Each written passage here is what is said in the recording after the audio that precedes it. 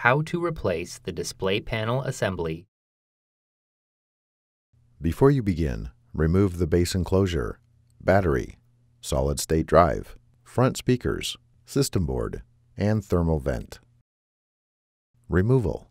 Important. Make careful note of the routing of the wireless antenna and display panel cables for later replacement. Open the display panel assembly and rotate it approximately 180 degrees. While supporting the top cover, remove the two 5mm P1 Phillips head screws that secure the left display panel hinge to the top cover.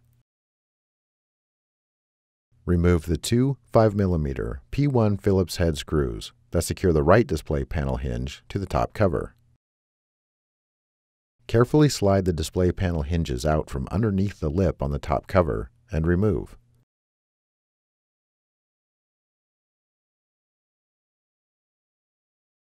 Reverse this procedure to install the display panel assembly.